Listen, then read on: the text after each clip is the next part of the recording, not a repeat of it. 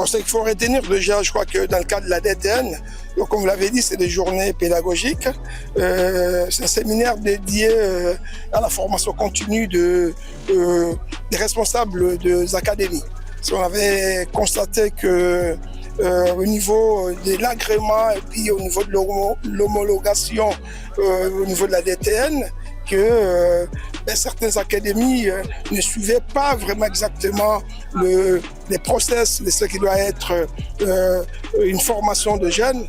Raison pour laquelle je crois que la LINAFJ et puis la DTN ont décidé ensemble de convoquer tous ces éducateurs, tous ces responsables des académies et centres de formation pour essayer de travailler sur des thèmes qui ont été décidés, voir un peu, évaluer un peu le niveau de nos formateurs. Ouais, mais c'est ce qu'on a discuté avec le DTN. Non, on ne peut pas dire qu'on ne peut pas compter sur nos binationaux parce que les binationaux, vous vous rappelez, donc comment sont-ils arrivés?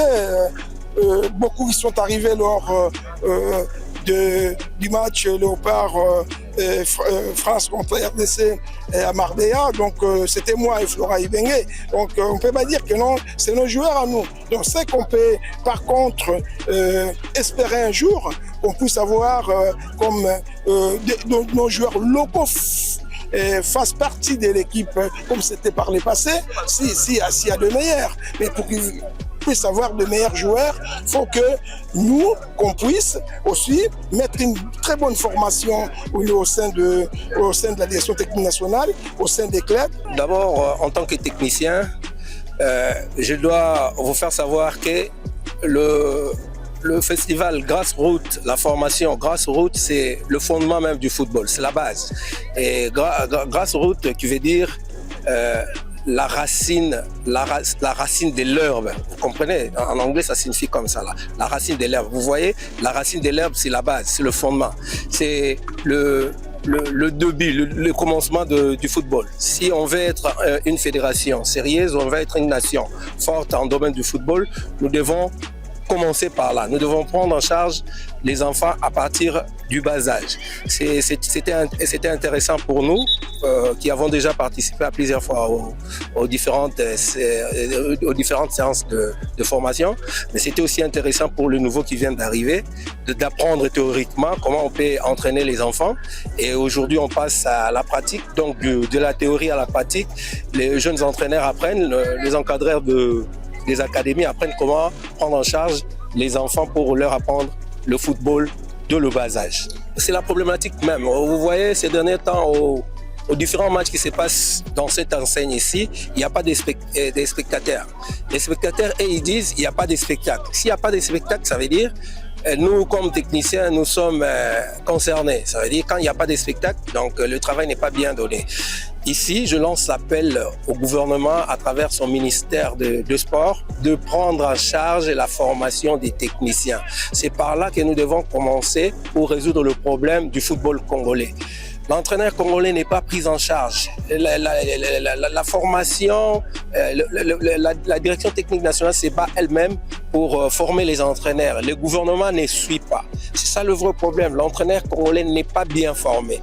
Quand vous avez par exemple, dans le domaine technique, vous avez un ingénieur qui n'est pas bien formé, il ne va pas bien construire des immeubles, des maisons, des œuvres d'architecture. Donc, j'implore, je demande au gouvernement de prendre en charge la direction technique, les entraîneurs à travers la direction technique. Les entraîneurs doivent partir au stage à l'étranger pour asseoir leurs connaissances. Sinon, on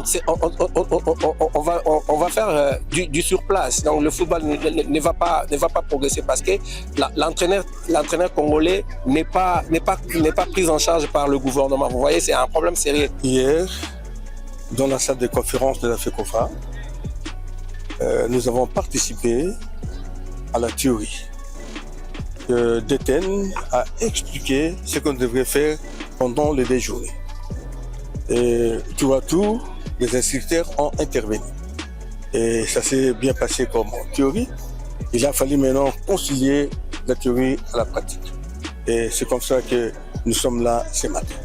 Depuis lors, nous avons des entraîneurs formés.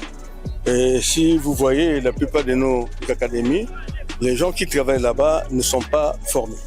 Un petit nombre seulement. Et la plupart, ce sont des gens qui ont joué au football et devenus par miracle encadrés des jeunes. Et ça fait défaut. C'est comme ça que DTN a pris l'initiative de parler aux entraîneurs qui entraînent les académies et puis leur donner la formation. Et cette formation de 2 jours a beaucoup contribué parce que dans la salle, nous avons vu d'autres entraîneurs qui ne connaissaient même pas le directeur technique provincial. Ce qu'ils ne viennent pas dans la formation que nous faisons.